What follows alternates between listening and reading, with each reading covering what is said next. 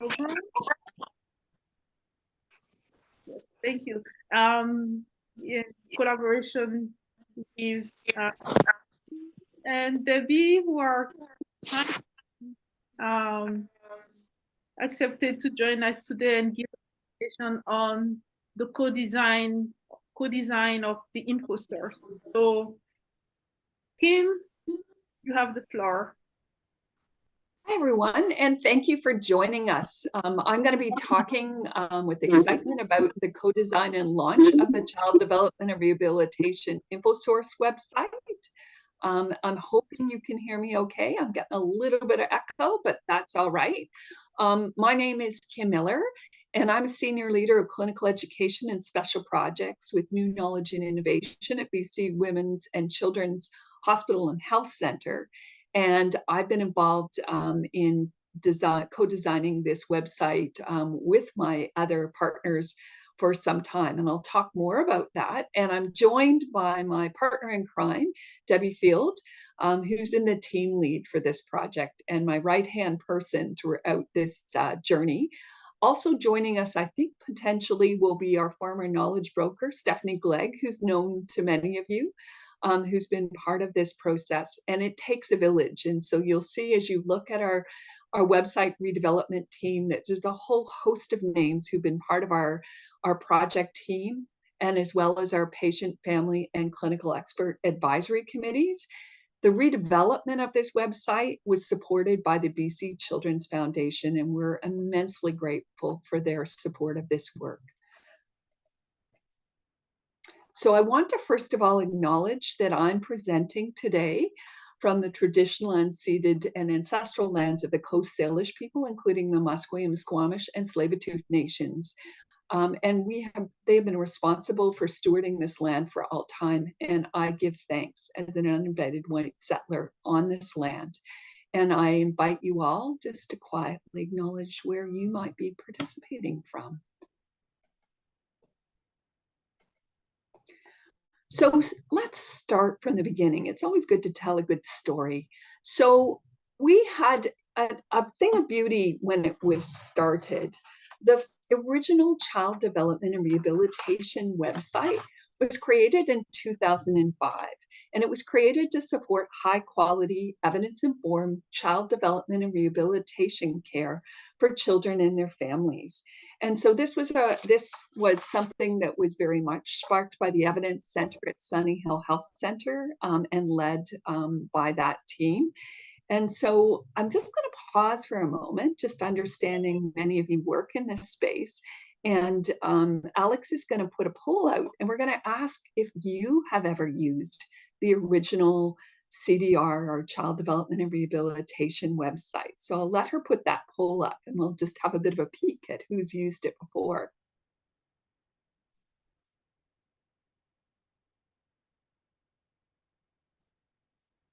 So it looks like quite a number of people were unfamiliar with it. And so that's great. We've got new people learning about our original site, and we've got some people who obviously do use the site.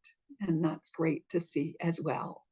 So thank you for taking the time to talk about that. So in about 2018, we were it was brought to our attention that the platform was starting to age out, and that it was really important for us to start to think about how we might redevelop this website. And that happened at the same time as we were really thinking differently about how we positioned the website. The old website always had a page for families that had some really great links. But we thought more so, understanding that our families and our clients often are partners in decision making, that the new website would not only support knowledge translation for our clinicians, for our service providers, but also think about how we might do a better job of that in thinking about how we might support our families and carers and youth with neurodiversity and/or disability. Our focus was primarily BC, but we also have provided resources that are translatable all across Canada and internationally. So I think the poll might I'm not sure if the poll's still up or not up at the moment in front of it, but I'm just going to tell you a little bit about how we did that process of co-design. So we did user engagement to define our design and our content. And so what we did was we had web analytics to see what people were using.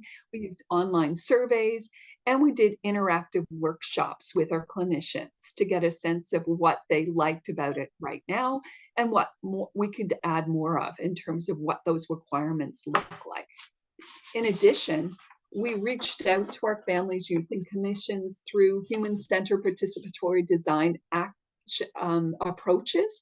This was done in collaboration with Emily Carr Health Design Lab, and we did interactive meetings to further refine the content and design requirements. And this was really important to do because we were working alongside BC Children's Digital Lab, and they really wanted to work alongside us in seeing how we might co-design what this might look like. These were the design requirements that came forward from our users. First and foremost, it had to be easy to navigate. And so, I mean, at the forefront, this is a place where people seek health information. So it needed to be very easy for people to find what they were looking for. And that's not always easy when you're covering the whole breadth and depth of neurodiversity and child development and rehabilitation areas. It needed to be easy to find. Currently, the original website, the fastest way to find it is to put printing like a pro in Google search. And that wasn't the way we wanted it to be in future. So we wanted people to be able to find it. So SEO optimized, we wanted it to have a clean visual design. We wanted to really think about accessibility. We wanted it to be customizable. That was something that our users really wanted to be able to do, to be able to personalize it, to be able to say what they were looking for so they could find it again, and perhaps even have alerts to new content as they went along if they had a search that was saved. And also to be interactive. So there were opportunities for feedback so we could continue to evolve and improve on the website. And so in terms of the content requirements, there were two really key themes that were coming through for us. The first was that people wanted to have credible, accessible, evidence-informed information to make informed decisions. So if you're a clinician, that was going to inform your clinical reasoning. You might have tools and other practice supports. If you were a family member or a youth, it might be having that information so you could participate in making informed decisions with your healthcare provider. And the other piece was around that navigation of the health system piece. So that was finding support or finding resources, people, information, and all those other things that we need to navigate our complicated healthcare system and community resources. That was something both our clinicians and our families and youth identified as a need and a requirement. So this is the new Child Development and Rehabilitation website. We call it the CDR InfoSource. And so this has over 1,500 curated resources and links to services and supports. This is a beta version of it. It was launched in June 2023, and I think Debbie's put a link in there so that if you want to look as you go along, you can have a bit of a peek. The original website, the older site, remains active and will continue to do so over the next year or so as we continue to migrate more of our resources that are used, particularly our school health services resources, use it quite avidly to make sure they continue to be available for people. So this is what it is. And so what we worked together once again with our users around what we should say. Our tagline was bit long, but it is our trusted source to find development, rehabilitation, and support information and resources for children and youth with neurodiversity and or disability. And we specified BC, but once again, you can have a look and you'll see that there are resources for all users there. And so I'm going to hand it over to my partner in crime, Debbie, to tell you more about the multiple ways that you can use to search to really address that navigation piece. Thanks, Pam. Hopefully everyone can hear me all right. Yeah, so just a orientation a little bit around the features of the website. Responding to the strong requirement for navigation supports from our users, the website offers multiple ways to search for information. And this is when you click on the website, you see one way, which is our keyword search bar. And this has a machine learning algorithm to it. Okay. In this example, typing cerebral palsy diagnosis gives us 9 results in a scrollable window. And I've got way too many things opening up. Here we go. You can have a choice for how you'd like the results presented or sorted. And then if you're needing more information, there's videos and tip sheets in the Getting Started button at the top. You can also filter your searches, and we have a number of filters that you can do that by. You can do it by target audience, a health condition, area of focus, or age group. Our target audiences could be the youth, families, caregivers, clinicians, health professional students, researchers, decision makers, educators. So you could be quite specific. There's also for seating techs and engineers as well. I won't read all the other ones. You can explore, knowing that a lot of our labeling, we've tried to use plain language descriptors as much as possible in accordance to what our patient and family advisor committees and our health literacy experts suggested. So if we did another search, this time putting in the keywords autism spectrum disorder, you'll see there's 12 results in this one. If you clicked on one of these resources, you'll get another window pop up, which gives you a bit more information about that resource. And then you'll notice there's a yellow go to resource button that if you clicked on that, you would actually go right to the resource and it would open up in a separate web browser tab. Again, a requirement that was suggested by our users. Before we leave this slide, I also wanted to point out that users can provide feedback and suggest additional content to our team by clicking on this purple button. And I'll later put in actually, maybe I'll do it right now, a link to the survey that this would actually link to. So if you wanted to, once you've explored the site yourself, you wanted to add a little bit, give us some feedback, there's some questions there that guide your the information that you can share with us. So our next slide highlights another approach that you can search for information by, and this is browse by topics. You can get to this one if you scroll down from the main page. So if you end up on the keyword search and you scroll down, you'll see this choice. And this gives you a number of options that kind of lead you through different pathways. So the primary topics here are this first one, tools to find, evaluate, and use or services, supports, and community resources, sorry, is the top one. That links to care, support, and funding, Indigenous resources, age, and healthcare transition resources.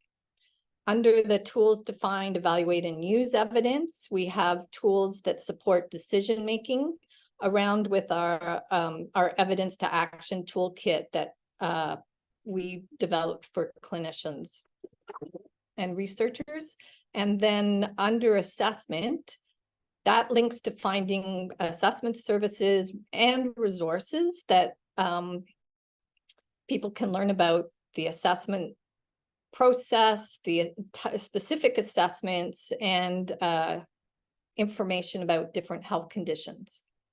We're working with our partner in Digital Lab to include a more detailed assessment info cards that will give more evidence supporting the use of assessments for your clinical decision making. So there is information about different assessments that are commonly used, but we'll have more hopefully in the future on that. Under making treatment choices, we have links to finding different treatment services and resources that people can learn about the treatment, the evidence supporting different intervention approaches, and also resources that support shared goal setting and decision making. And finally, that last option, get involved, is really a way for families and youth, if they're wanting to get involved in quality improvement, research, or knowledge exchange activities. They have a way of letting us know they're interested.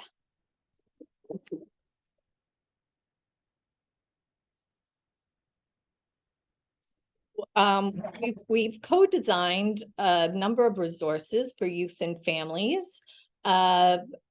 And we've also had our health literacy and knowledge translation experts involved in this as well. And these are just two of those examples. So one is, how do I know if this information is credible? There's a resource about that. And then the staying safe, really ideas for critically evaluating, using, and keeping safe on social media sites. Those two are more directed to families and caregivers and youth themselves, but I think the information is probably relevant for a number of people. And finally, addressing the customization piece that was so strongly voiced by a number of our users.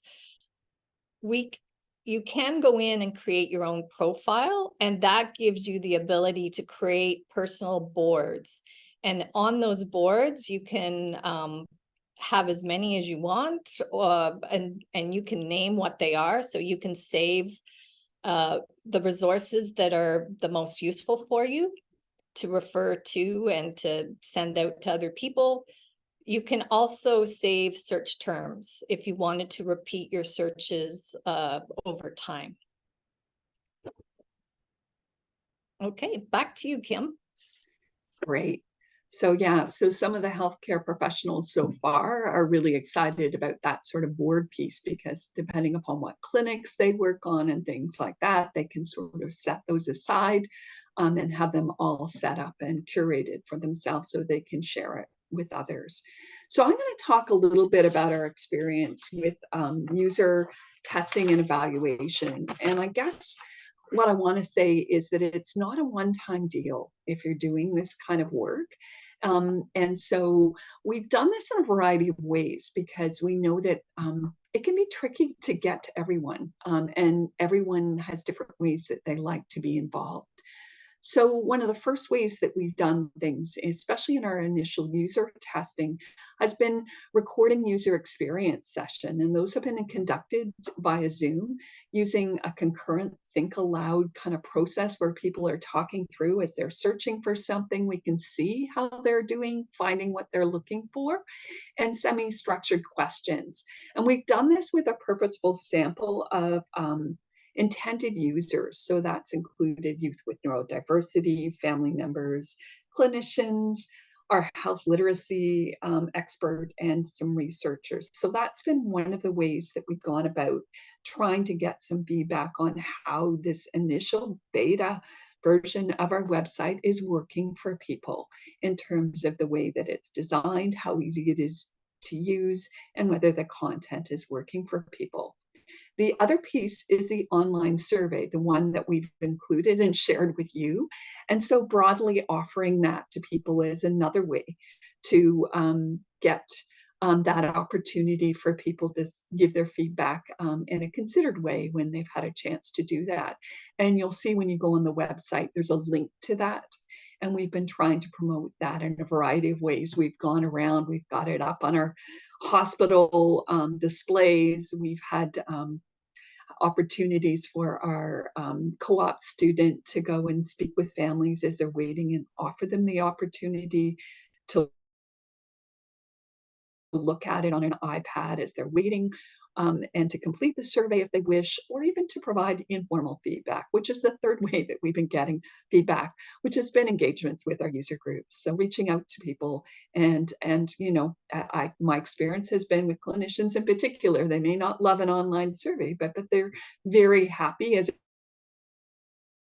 a group to start to talk about what they see that would work well and where there's opportunity for improvement. So what we've heard from people is that we know that people appreciate the sort of clean design, inclusive images, and this ability to save those favorite resources in searches. While most users have agreed that the website is pretty easy to use, others have said maybe not so much. And so they found that navigation a bit difficult, given that we've offered these various ways of searching. And they maybe haven't been as successful as they'd like to in the first try to get the information they're looking for. So that's why those user guides that the Get Started piece was created, is providing little video clips or even user sheets for people to look. We've created those help guides to help people with that. And then the actual keyword search, we're continuing to work on optimizing the keyword search functions. So I guess the thing that I want to bring forward here is that when you're doing these kinds of websites, when you're co-designing them with users, it's not a one and done process. And so we've really been learning as we've been going along on this journey alongside BC Children's Digital Lab about the way that how iterative it is and how we can continue to make this a better website for everyone who needs to use it. So on that note, we invite you to have a look, to share it with your clients and colleagues if you think it's worthwhile and something that they might be able to use. You know, networking is always so awesome, and this is one of the ways that we can get the word out there, because many of you said you weren't aware of the original site. And also to give us some feedback on what you think about it. We value your feedback as our clinician group here at Child Bright in telling us how we could be doing this better. And we also want to sort of pause and give thanks again for the patient, family, and clinical expert advisory committees. I can see some of them on here. I can see Yvonne Montgomery on here and a few others who've been such an important part of this whole process. And give thanks to Digital Lab for taking this on. It's never easy working with a bunch of clinicians, and also working with the BC Children's Hospital Foundation. We couldn't have done this without them. So we invite you to ask questions. We invite you to contact Debbie or I if you have more information you'd like to share, want to ask more questions, or if you'd like us to reach out and meet with your group and talk more about the website and how we put it together. So thanks for listening. Thank you so much, Debbie and Kim. This was very informative. So I don't know if anyone has a question. We still have a couple of minutes left. But before, maybe I can ask the first question. So if we have members who are interested in your process of involving partners in your research project, can they contact you easily? How do they reach out to you? I think reaching out by email works really well. If for some reason you lose our email, I have best intentions. There's also a way to contact us directly through a generic email on the website itself, to reach out to us that way. And also, if you're going to the Children's Healthcare Canada conference, we'll be presenting there as well at the end of the year here in Vancouver. But yeah, there are lots of ways that you can connect with us and reach out to us, however that might look, whether it's you're thinking of doing something like this in the future and want to learn lessons learned as we've gone along. I mean, I think that's an awesome way to work together and to learn from each other. Or it may be around pointing to some of your resources that we may have missed that we should make sure that we consider. We did have like a process around inclusion criteria and things like that. And sometimes that makes it tricky when you're working in seating and mobility areas and things like that. And you're with a health authority, there are limits on things that might be marketing or promoting products or people. And so sometimes that can factor in what is included in a website that's hosted by a health authority and in partnership with the Ministry of Children and Family and Development, who also support the ongoing sustainment of the website. Excellent, thank you. I was So, also, what we've done with some of our teams, and we could certainly do it for other groups if there's interest, is we'll do a quick kind of intro, but also highlight specific resources within our website that may be more targeted to the audiences that you work with. So that's a possibility as well. excellent, thank you. So I don't see any other questions. We have a quick survey that I'm going to launch now, and just 2 questions. So thank you for answering the survey. And thank you so much, Kim and Debbie. It's been a pleasure working with both of you, and this was a great source of information. So I invite everyone to contact Kim and Debbie if you need to. And we thank you for joining us today.